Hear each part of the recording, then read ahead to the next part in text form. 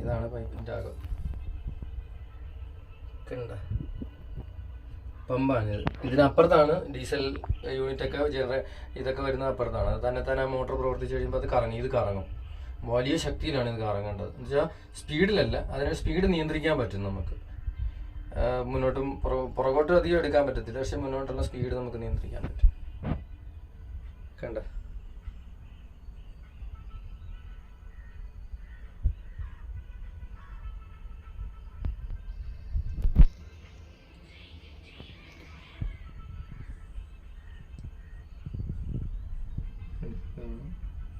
ഇതിൻ്റെ അകത്ത്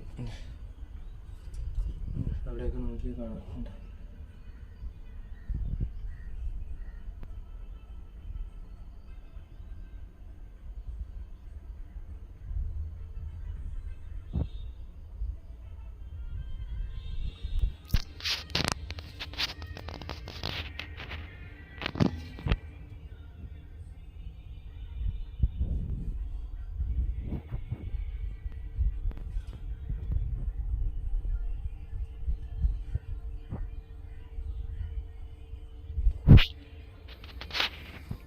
ഇത് മേളിങ്ങനെ ഇതിൻ്റെ ഓയിലും മറ്റ് ഇതൊക്കെ പോകുന്ന ചെക്ക് ചെയ്യുന്ന സാധനങ്ങളൊക്കെ ഇതിനുള്ളിലുണ്ട്.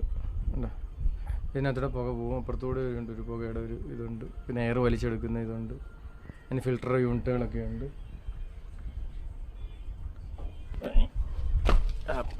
കണ്ടോ, ഇതാണ് വണ്ടി. കണ്ടോ, ഇതിങ്ങനെ താഴ്ത്ത് വെക്കും. ഇതിൻ്റെ പ്രഷർ കൊണ്ട് ഈ ടയറിന് പ്രശ്നം വരാതിരിക്കാൻ ഇങ്ങനെ ഒരു സപ്പോർട്ട് കൊടുത്ത് അതേലാണ് ഇത് വയ്ക്കുന്നത്. അപ്പോൾ ടയർ ഫ്രീ ആയിട്ട് നിൽക്കും. ടയറിൽ വെയിറ്റ് വരത്തില്ല, ഇല്ലെങ്കിൽ അതെല്ലാം ഒടിഞ്ഞു പോകും. ഇതിൻ്റെ ആക്സിലൊക്കെ ഒടിഞ്ഞു പോകും. കണ്ടേ,